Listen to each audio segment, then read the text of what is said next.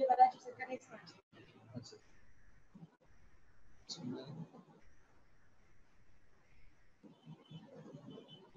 उधर से मैंने वार्निंग खोल दिया, मेरा चेक कर लें focus.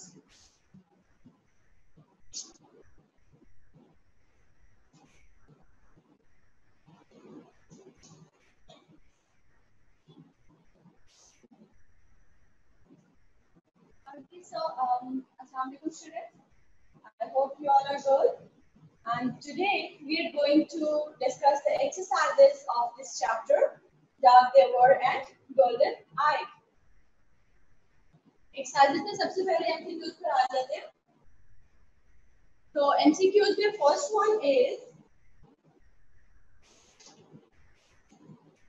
the man felt his hair flutter and the tissues of his body draw tight as if he were. अब हमारे पास ऑप्शन है sick, feeling sad, happy or standing at the center of a vacuum. Correct option is standing at the center of a vacuum. हमने chapter के बिल्कुल start में discuss किया था ये बात के जो मिस्टर हैरी पेट्रिंग जब अपने रॉकेट से बाहर आते हैं तो वो क्या बात ऑब्जर्व कर रहे थे?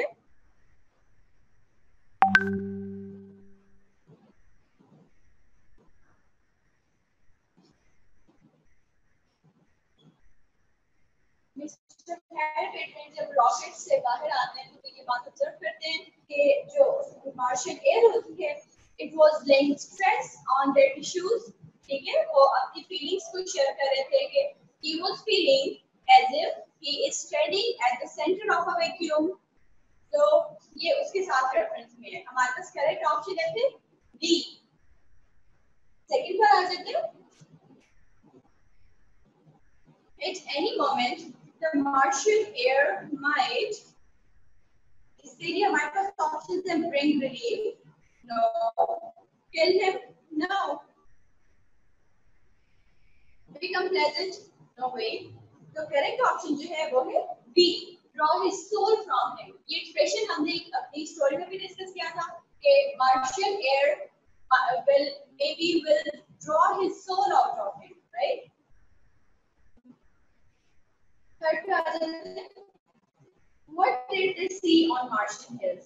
अब ये किस रेफरेंस में है? हमने वो जो एक पैसेज नहीं किया तो वो वाला जो पैसेज था जिसमें वो मार्शियन हिल्स की तरफ पॉइंट आउट करके मिस्टर पेट्रिंग अपने फियर्स को डिस्कस कर रहे थे. इससे शेयर कर रहे थे अपने फैमिली मेंबर्स से और उनको कह रहे थे कि do you ever imagine somehow Martian people would be looking like climbing those staircases, right? फिर वो ये सोचते थे कि कभी if you have ever thought, कभी आप लोगों ने सोचा हो कि जो मार्शियन पेंटर्स थे जिन्होंने ये पेंटिंग्स ड्रॉ की थी वो कैसे दिखते होंगे, वो कैसे होंगे. तो वो ये सारी जो इमेजिनेशंस थी जहाँ पर उन्होंने कहा था कि मेमोरीज आर गोस्ट. ठीक है, तो ये उसी रेफरेंस में है. वहां पर वो फिर मार्शियन हिल्स में तो क्या नजर आता था? ओल्ड सिटीज नजर आती थी, जो ओवली सिटीज जो मार्बल विलास बने हुए थे जिनमें और मार्शियंस जो थे वो रहते थे. और फिर वो इन द एंड क्या होता है, खुद ही उन ओल्ड सिटीज में जाके मार्बल हाउसेस में रहने लग जाते हैं, मार्बल विलास में रहने लग जाते हैं, मार्शियंस बन जाते हैं. ठीक है, फोर्थ पर आ जाते हैं. What did they do after building a cottage? तो कॉटेज बिल्डिंग के बाद वो क्या करते थे? They used to eat good breakfast. ये दो चीजें हम लोगों ने डिस्कस की थी ना कि उन्होंने वहां पर जाके अपनी सेटलमेंट्स भी बनाई थी, अपने लिए कॉटेजेस भी बनाए थे जो बिल्कुल अमेरिकन स्टाइल कॉटेजेस थे. ठीक है, जैसे वो अमेरिका में कॉटेज और सोसाइटीज में रहते थे, थिएटर्स बनाए हुए थे, उसी तरह की सोसाइटीज को मार्स पर भी जाके बना लेते हैं. तो एक तो वो वाली लग्जरीज थी, उसके बाद हमने ये बात डिस्कस की थी कि वो they used to eat good breakfast and lived in furnished houses.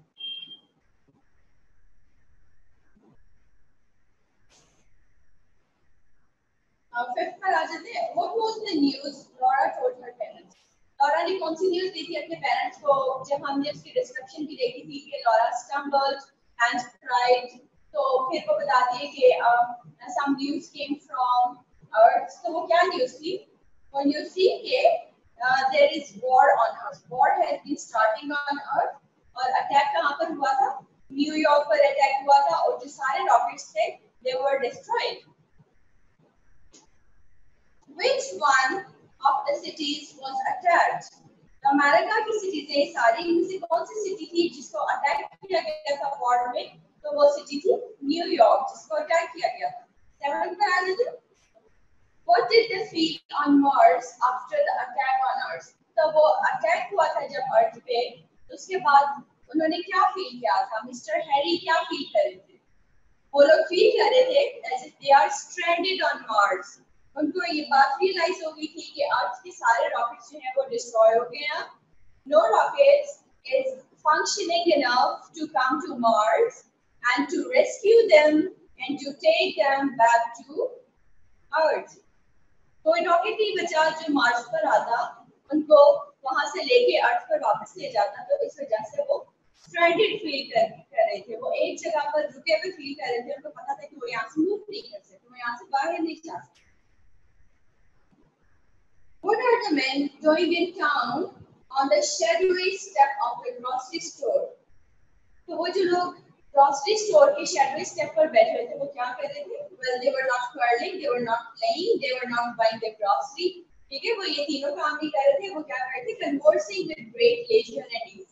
इसका रेफरेंस हमें मिलता है जब हमने देखा था कि मिस्टर हैरी वॉर की बात सुनने के बाद बाहर जाते हैं और ग्रोसरी स्टोर की जो स्टेप थी वहां पर वो देखते हैं कि बाकी सारे लोग जो उनके साथ अर्थ से ही आए थे वो वहां पर बैठ के बहुत एंजॉय कर रहे हैं और एक दूसरे से बातें कर रहे हैं. और मिस्टर हैरी वहां पर जाके उनको जो सिवियरिटी है, जो स्वेयरनेस है, जो सीरियसनेस है उस न्यूज की जो मिस्टर हैरी को मिली अभी वो उनको बताना चाहते हैं. और वो क्या न्यूज थी कि अर्थ पे वॉर स्टार्ट हो गई है और हम यहाँ पर हमेशा के लिए रुक गए हैं. हमें कभी कोई लेने नहीं आ सकता अल्लाह से न के कोई न्यू रॉकेट्स बने और हम उनको हेल्प के सिग्नल्स भी कॉल करें. ठीक है, तो उसके बाद क्या होता है? वो बाकी सारे जो लोग थे ना वो तो हैप्पी फील करते हैं, वो सेफ फील करते हैं. दे वर हैप्पी कि ठीक है हम इससे अच्छा हुआ था कि हम ठीक टाइम पे मार्स पर आ गए थे.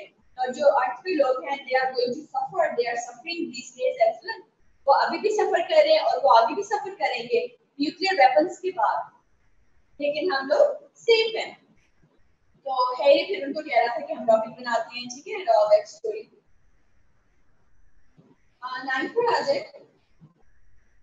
How many dollars did he demand to sell the metal? अब मेटल किसने सेल किया था? बाय द वे सैम ने मेटल सेल किया. तो क्वेश्चन ये है कि सैम ने कितनी अमाउंट डिमांड की थी मिस्टर हैरी से मेटल को सेल करने के लिए? तो वो अमाउंट थी $500. In which season did Mr. Bertrand stand very golden-eyed? तो ये सीजन था ऑटम सीजन, सी ऑप्शन. इसका रेफरेंस वहां पर है जब मिस्टर हैरी कोरा से कह रहे थे, सॉरी कोरा मिस्टर हैरी से कह रही थी let's go back to the town, there are your nice clothes, your books, right. और मिस्टर हैरी क्या कहते हैं कि there is nothing left to go for. Town में कुछ भी नहीं बचा जिसके लिए हम वापस जाए. तो हमसे डिस्कशन आ रही थी कि जो उनकी बेटी थी वो she started making tapestries. ठीक है, she started embroidering tapestries. और जो the thing that was told about their son, जो उनके बेटों के बारे में बात बताई जा रही थी was कि they started playing pipes and flutes. और इस तरह से वो विलास में, वो विलास जो हिल्स में मार्शल से बनाए हुए थे, मार्बल विलास, उन विलास में वो खुश जिंदगी गुजार रहे थे अपनी. और उसके बाद भी मिस्टर हैरी की कोई इंटेंशंस नहीं थी कि वो वैली में बनाए गए उस सोसाइटी में चले जाएं, उस टाउन में चले जाएं जो अर्थ पीपल ने बनाए थे. आवाज सॉरी ट्रू फॉल्स पर the rocket metal burned in the meadow veins. तो रॉकेट मेटल जो था वो मेडोज वेन्स में बर्न नहीं हुआ था. It was rather cooled down. ठीक है, हमने फर्स्ट लाइन देखी थी कि rocket metal was cooled down in the meadow veins. तो ये ऑप्शन है फॉल्स. सेकंड है he felt submerged in a chemical that would enhance his intellect. False.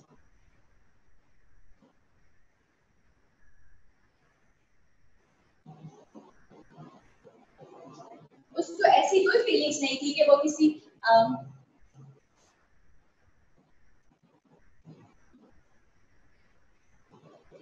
Mister Harry को ऐसी कोई फीलिंग नहीं थी कि वो किसी ऐसे केमिकल में जो उनकी इंटेलेक्ट को एनहांस करेगा, उनकी इंटेलेक्ट को बढ़ा देगा। रादर ही वाज फीलिंग कि वो उसकी जो पर्सनालिटी है, उसकी जो इंटेलेक्ट है, वो आहिस्ता आहिस्ता खत्म हो जाएगी। ठीक है, he was even afraid to lose his identity, he was even afraid to lose his mind. He felt like a salt crystal in a mountain stream. Very much true. उसको बिल्कुल ऐसा लग रहा था कि वो जैसे सॉल्ट क्रिस्टल है ना, कभी आप एक बड़ा सा सॉल्ट क्रिस्टल जो है उसको पानी में पड़ा हुआ देखें, या फिर सॉल्ट मैंने एग्जाम्पल भी दी थी कि बहुत जल्दी से फौरन पानी में डिसॉल्व हो जाते हैं। इसी तरह एक बड़ा सा सॉल्ट क्रिस्टल अगर पानी के रास्ते में रख दिया जाए तो वो आहिस्ता आहिस्ता पानी में डिसॉल्व हो जाएगा। ठीक है, तो वो भी इसी तरह फील कर रहे हैं जैसे कि एक सॉल्ट क्रिस्टल फ्लोइंग वाटर में पड़ा हुआ होगा और वो आहिस्ता आहिस्ता अपनी आइडेंटिटी को लूज कर देगा। Coming towards 4, all the space rocket flew out. False. सारे रॉकेट्स उड़ नहीं गए थे बल्कि डिस्ट्रॉय हो गए थे आफ्टर वॉर। फिफ्थ पर आ जाते, he was drenched in the hotness of his fear. Very much right. True. हमने स्टेटमेंट बिल्कुल इसी तरह अपनी स्टोरी में रीड की थी कि he was drenched in the hotness of his fear. ठीक है, और वो फियर किस चीज का था? वो फियर अननोन का था, जो मार्स पर आते ही मिस्टर हैरी पे डोमिनेट कर गया था और फिर वो हर वक्त मिस्टर हैरी के साथ रहता था, whether mister Harry was asleep or awake, चाहे वो जाग रहे होते थे या वो सो रहे होते थे, फियर हमेशा उनके साथ रहता था। वो हर वक्त किसी चीज से खौफजदा रहते थे, और वो मार्शियन घोस्ट भी हो सकते थे, मार्शियन स्पिरिट्स भी हो सकती थी, मार्शियन वायरस भी था, बहुत सारी चीजें थी। Harry suggested to build a rocket. True.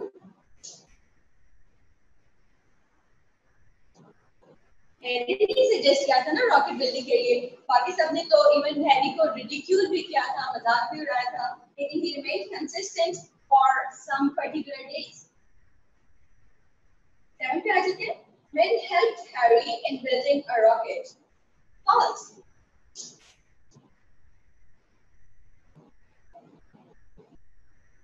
उन्होंने हेल्प नहीं किया था, इनफैक्ट उन्होंने हैरी को डिस्करेज भी किया था रॉकेट बिल्डिंग के लिए।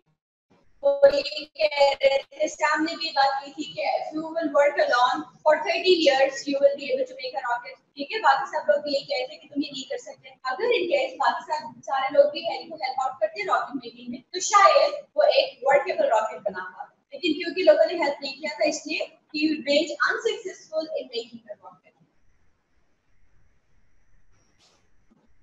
Coming towards 8, the daughter wove tapestries. True.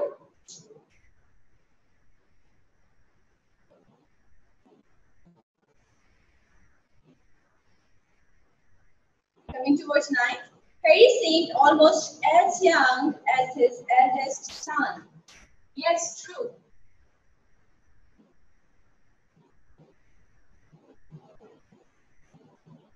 Coming towards 10, 6 years after a rocket fell out of the sky.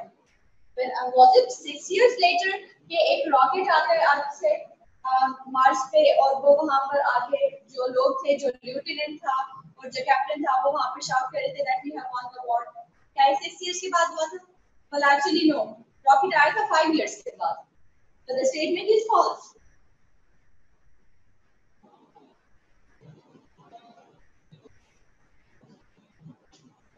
Okay, so here we are done with true and false.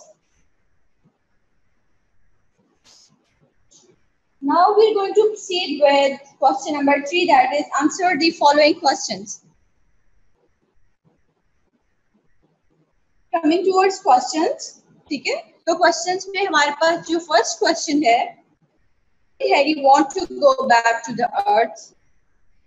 इसमें हम कुछ factors को discuss करेंगे कि Harry वापस अर्थ पे क्यों जाना चाहता था। Even when there was war, there were many other types of crucial circumstances जो harmful थे। उसके अलावा मार्स पर they were having a luxurious life, ठीक है। मार्स पर वो luxurious life भी गुजार रहे थे, वहाँ पर हर चीज भी अवेलेबल थी, सारी फैसिलिटीज भी अवेलेबल थी, उनको फूड्स अवेलेबल थी, उनको कोई काम नहीं करना पड़ता था और उन्होंने अपने अच्छे अच्छे घर भी बना लिए थे, वेल फर्निश्ड कॉटेजेस बना लिए थे, अपनी सोसाइटीज में थिएटर्स को अरेंज कर लिया था। तो फिर ऐसी क्या वजह थी कि मिस्टर हैरी बेटरिंग फिर भी अर्थ पर ही जाना चाहता था और मिस्टर हैरी बेटरिंग फिर भी अर्थ पर ही जाने की कोशिश कर रहे थे। तो what were the reasons? Because number one is, okay,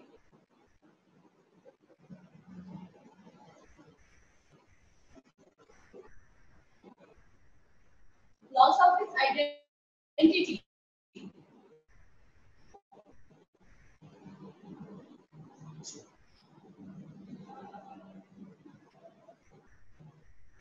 ये जो लॉस ऑफ आइडेंटिटी था मिस्टर बेटरिंग का, वो इस वजह से खौफजदा थे। he didn't want to lose his identity. उनको पता था कि अगर वो मार्स पे रहेंगे तो उनके फिजिकल फीचर्स चेंज हो जाएंगे, ठीक है। उनको पता था कि उनकी आई कलर चेंज हो रहा है, उनकी स्किन टोन चेंज हो रही है, वो अपनी आइडेंटिटी को लूज कर देंगे। तो इस वजह से वो क्या कर रहे थे, he was preferring to go back to earth in order to retain his identity. तो वो अपनी आइडेंटिटी को रिटेन रखना चाहते थे। He wanted to retain his identity.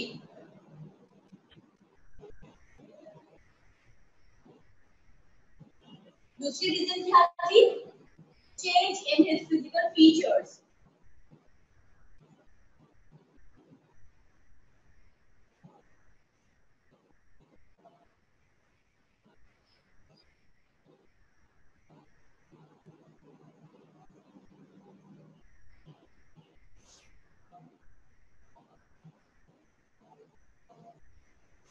Fear of Martian virus and spirits of Martians. अब वो क्या क्या चीजें थी जिनकी वजह से मिस्टर हैरी वापस अर्थ पर जाना चाहते थे? क्या क्या चीजें थी जो मिस्टर हैरी को कन्विंस करी थी वापस अर्थ पर जाने के लिए?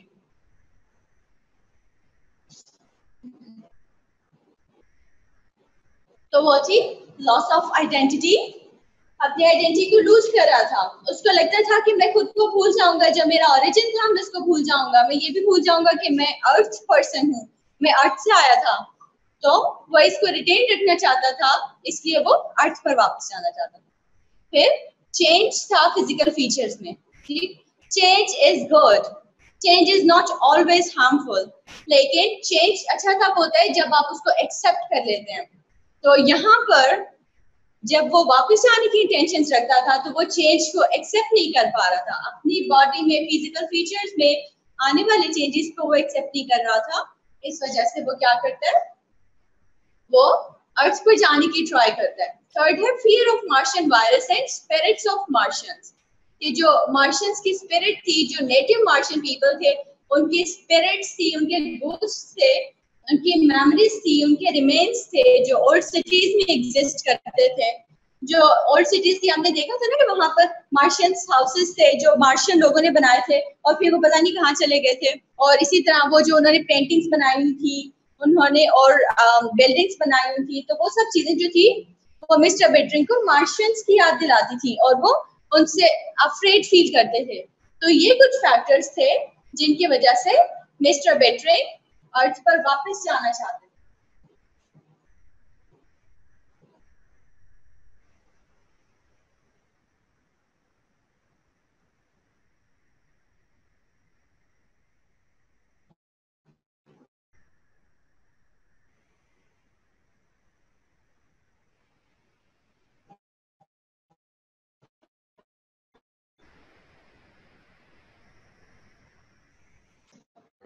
क्वेश्चन?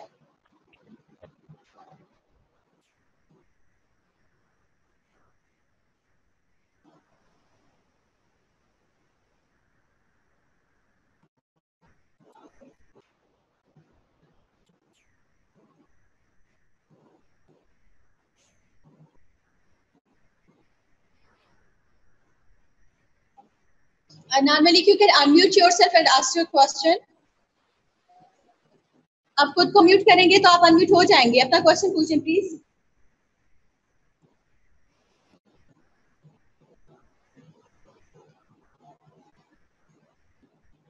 चलिए ठीक है, नेक्स्ट क्वेश्चन पे मूव करते हैं. Why did he want to stay? अब देखते हैं कि मिस्टर हैरी स्टे क्यों करना चाहते थे मार्स पे.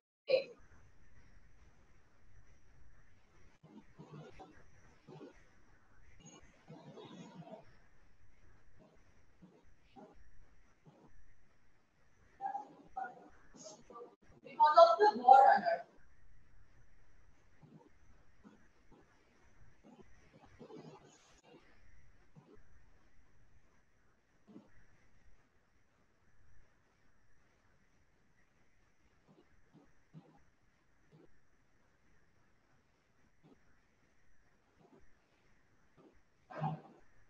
In order to protect himself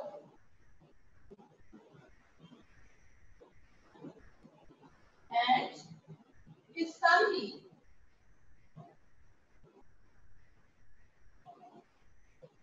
तो होता क्या है, मिस्टर वेटरिंग को पता होता है कि अर्थ पे वॉर हो रही है, तो उस वॉर से खुद को भी प्रोटेक्ट करने के लिए, अपनी फैमिली को भी प्रोटेक्ट करने के लिए वो मार्स पर आ जाते हैं और खुद को प्रोटेक्ट करने के लिए, जिंदा रहने के लिए वो अर्थ पर रहना चाहते हैं.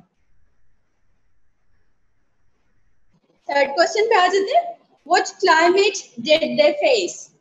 तो वो जो क्लाइमेट हमने बुक में पढ़ा था ना, जो जो फैक्टर्स हमने बुक में रीड किए थे चैप्टर में, आपने वही फैक्टर्स लिखते हैं. उसमें एक था intense air, intense and hot air. ठीक है, वो एयर जो थी वो इतनी ज्यादा इंटेंस थी कि air they used to feel कि उनकी जो सोल है वो उनकी बॉडी से बाहर आ जाएगी और उनकी जो मसल्स और टिश्यूज होते थे उन पर भी वो बहुत ज्यादा स्ट्रेस फील करते थे उस हॉट एयर की इंटेंसिटी की वजह से. राइट? फिर आगे से समर कैसा था मार्स पे? Summer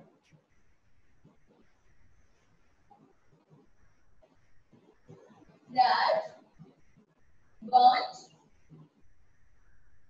the canals.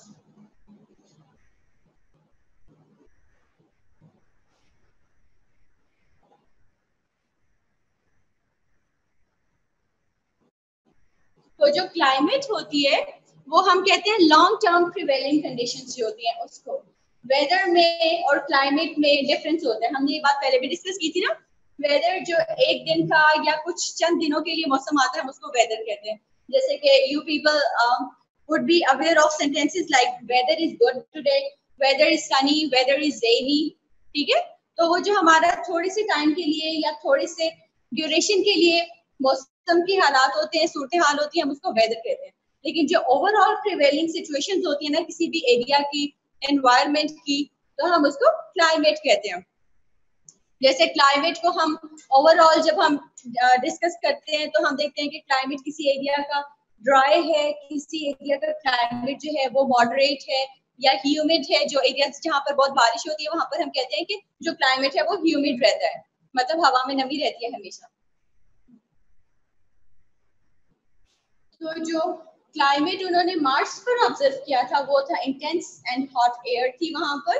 Summers that Burns the canals dry. ठीक है, इतनी शदीद गर्मी हो जाती थी वहां पर कि जो कैनाल्स थे वो they used to be dried out of water.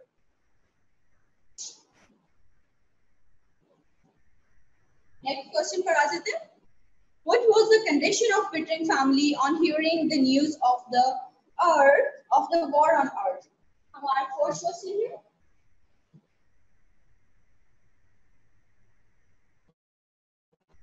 इसका आंसर क्या? They were stressed.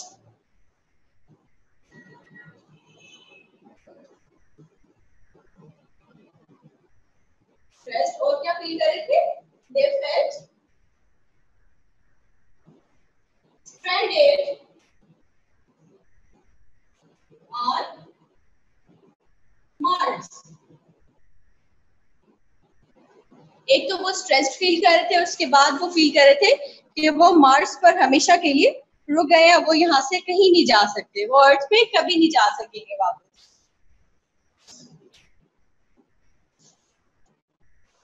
क्वेश्चन 5 पर आ जाते हैं, what did they want to grow? Well they want to grow crops, onion and peas. तो ये चीजें थी जो वो ग्रो करने के लिए इंटेंशंस रखते थे, लेकिन इन द एंड क्या होता है, जो मार्शियन एनवायरनमेंट होता है, मार्शियन एयर होती है, मार्शियन वायरस होता है, वो इन चीजों को उस तरह से ग्रो होने ही नहीं देते जिस तरह से वो अर्थ पे ग्रो होते थे। वैसे भी हमें पता है ना कि प्लांट्स को ग्रो करने के लिए एक ऑप्टिमम टेम्परेचर और सर्कमस्टांसेस चाहिए होते हैं, ठीक है, तो वो सर्कमस्टांसेस अगर सुटेबल नहीं होते तो प्लांट्स ग्रो नहीं कर पाते। नेक्स्ट क्वेश्चन पे आ जाते हैं, what was the condition of their house? तो उनके हाउस की कंडीशंस क्या थी? द वॉल्स वर burnt, और इसके अलावा हम लोगों ने कुछ डिस्क्रिप्शंस देखी थी कि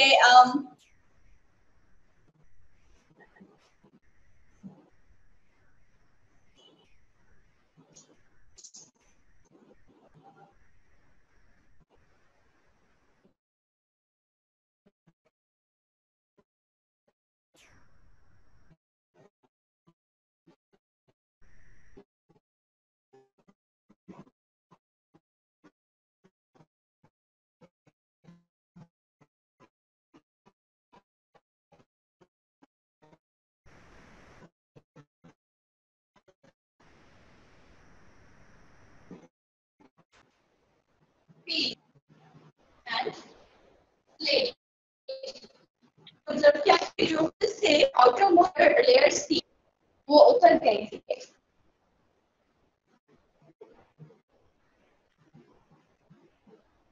और ये सब किस वजह से हुआ था? जो वेदर था मार्स का उसकी और मार्शियन एयर की वजह, हॉट की वजह से हुआ था, इनके एयर की वजह से। What was the advice Harry give to the people? अब हैरी लोगों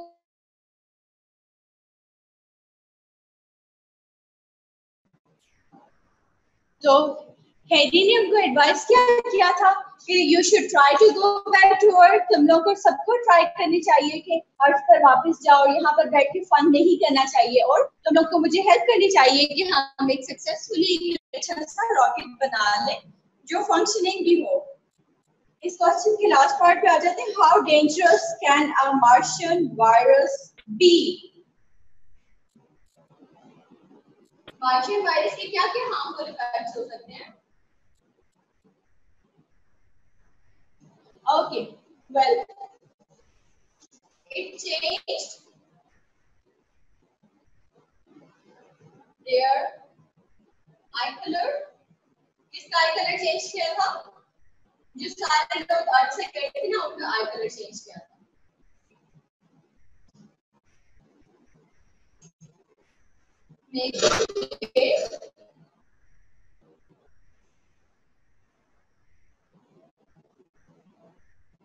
गोल्डन। और क्या क्या चेंजेस आए थे मार्शियन वायरस की वजह से?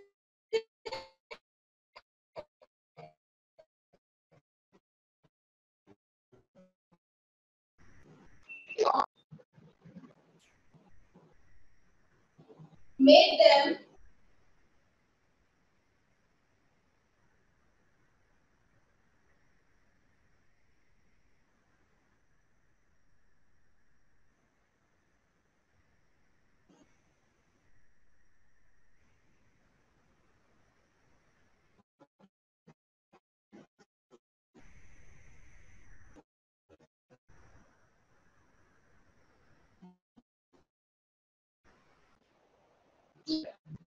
तो ये सब चेंजेस जो कि आए, ये उनका आई कलर से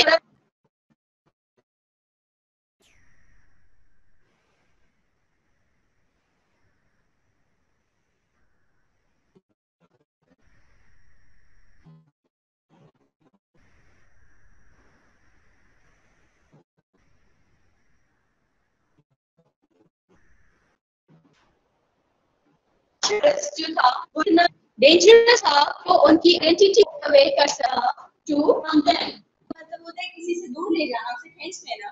तो मार्शियल वायरस जो था वो इतना पावरफुल था, इतना इम्पैक्टफुल था कि वो अर्थ से जो आए हुए लोग थे उनकी पर्सनालिटी को, उनकी आइडेंटिटी को उनसे दूर कर देता।